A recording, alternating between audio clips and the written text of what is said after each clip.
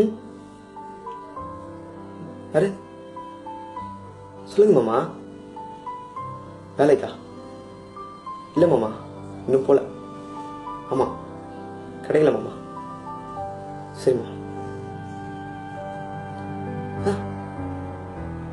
வேலைக்கா? இல்ல, இன்னும் கிடைக்கல. ஏன் கிடைக்கலையா? சிபாரிசு கேட்கலாம். உங்ககிட்ட என்ன சிபாரிசு தெரியுமா? தெரியாதா? அப்ப கிடைக்காது. ஆமா, நீ யாரு? அப்பாவோட ஃப்ரெண்டோட அண்ணன் பையன். நீலாம் ஏன்டா கேக்குற? எனக்கு இப்போ எப்படி தெரியுமா இருக்கு? நடு ரோட்ல நின்று ஓன்னு கத்திக்கினே ஓடணும் போல இருக்கு. எனக்கு அப்பா, அம்மா, அண்ணன், ஃப்ரெண்ட்ஸ் எல்லாமே இருக்காங்க. ஆனா எதுவுமே என் கண்ணுக்கு தெரியல. எல்லாமே இருட்டா இருக்கு. நான் ஆசைப்பட்ட வாழ்க்கையோட கதவு எங்கன்னு என்னையே தேட வச்சுட்டேன்.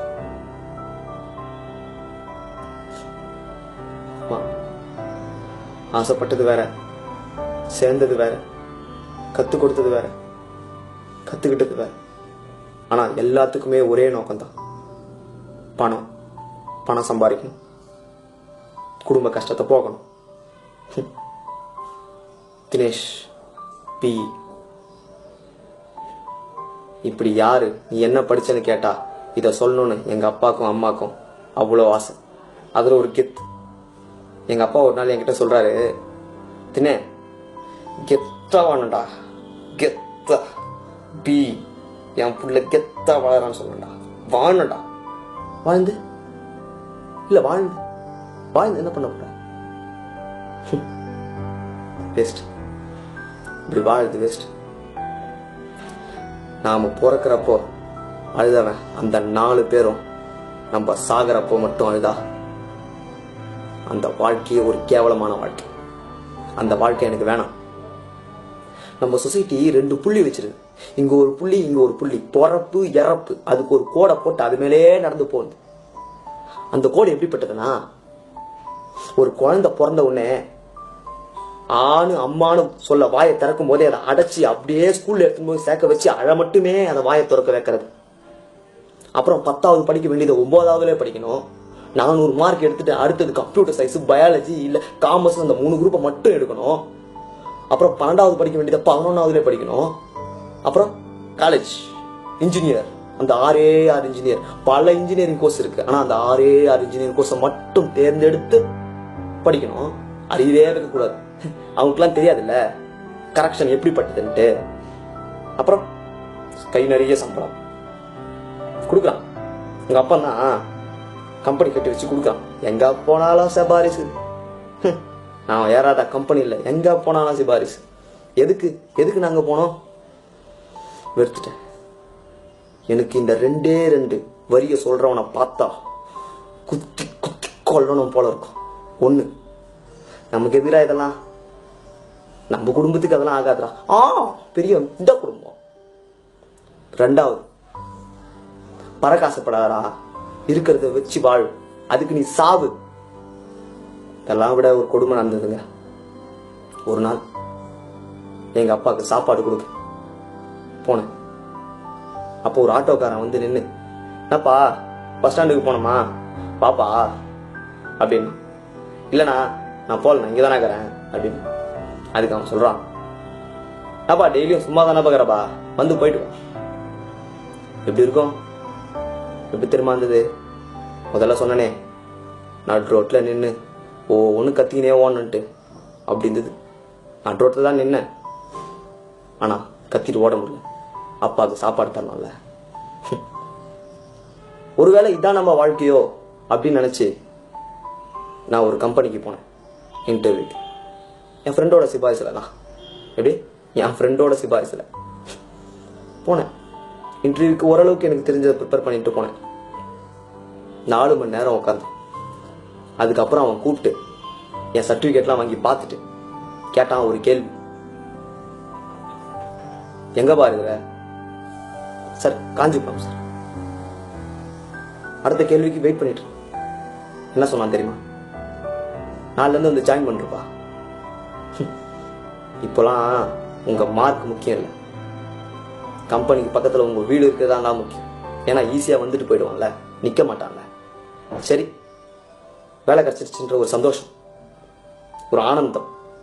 மறுநாள் காலையில மா நான் வேலைக்கு போறேம்மா அப்படின்னு சொல்லிட்டு எங்க அப்பா அம்மா சந்தோஷத்துக்காக மட்டுமே, யாருமே என்ன பழக்காத எங்க சொந்தக்காரங்களுக்காக மட்டுமே நான் போனேன்.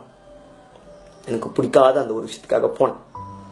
அங்க போனோடனே அவன் சொன்னான்,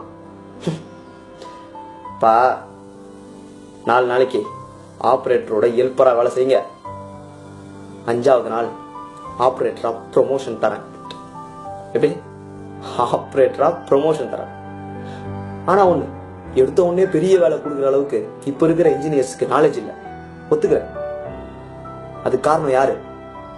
நாங்க இல்ல, நாங்க படிச்சமே புக்கு, அதுல இருக்கிற விஷயம், பல வருஷத்துக்கு முன்னால அழிஞ்சு போன விஷயத்தை தான் எங்களுக்கு இன்னும் சொல்லி கொடுத்துட்டு இருக்காங்க. உங்களுக்கு எல்லாம் தெரியாத ஒரு விஷயம், இன்ஜினியரிங் படிக்கிறவங்களுக்கு மட்டுமே தெரிஞ்ச ஒரு விஷயம். 80 மார்க் எடுப்பன்னு எழுதிட்டு வந்த ஒருத்தன் 10 மார்க்ல ஃபெயில் ஆவறதும், 10 மார்க் மட்டுமே எழுதிட்டு வந்த ஒருத்தன் 80 மார்க்னு பாஸ் ஆவறதும் நடக்கிற வரைக்கும் இது இப்படியே தான் இருக்கும். இதோ எனக்கு 21 வயசு முடிஞ்சு 22 முடிய போகுது.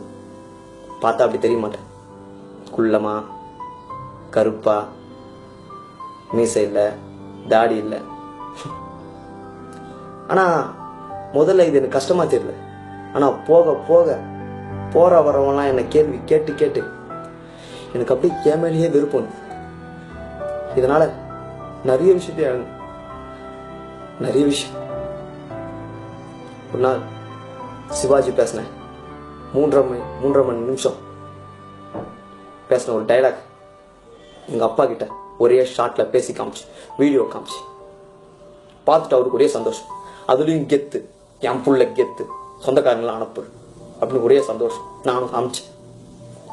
அப்படி பாராட்டின மனுஷன் அடுத்த 10வது நிமிஷத்துல என்னதான் நீ பேசினாலும் ரேஷன் கல்ல போய் புயல் தாண்டா வாங்கி வரணும் அப்படின்னு சொன்னார். வந்ததுக்கோ என்னமோ என் ஆசைலாம்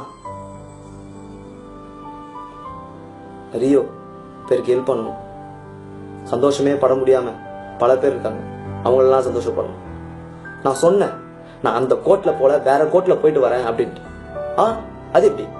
நீ பெரிய லைட்னா உருப்பிட்டுனா நீ வாங்குற சேலரி பணம் எல்லாத்தையும் கரண்ட் பில்லு, பால் பில்லு, டிவி பில்லு இதுக்கு மட்டும் தான்டா யூஸ் பண்ணணும், வேற எதுக்கும் யூஸ் பண்ணக்கூடாது. கடைசியில செத்துட்டு 3 நாள் 4 நாள் அழுவான், 5ஆவது நாள் மறந்துட்டு போயிடணும். இந்த வாழ்க்கையை தான் அவங்க விரும்புறாங்க. எனக்கு அதெல்லாம் வேணாம். எனக்கு இப்ப கூட தெரியல நான் எந்த வாழ்க்கையை வாழ போறேன்ட்டு. எனக்கு பிடிச்ச வாழ்க்கையா இல்ல எங்க அப்பாவுக்கு பிடிச்ச அந்த கெத்துன்ற ஒரு வாழ்க்கைக்காக வந்துட்டேன். அதாவது பி பேச்சுலர் ஆஃப் இன்ஜினியரிங்.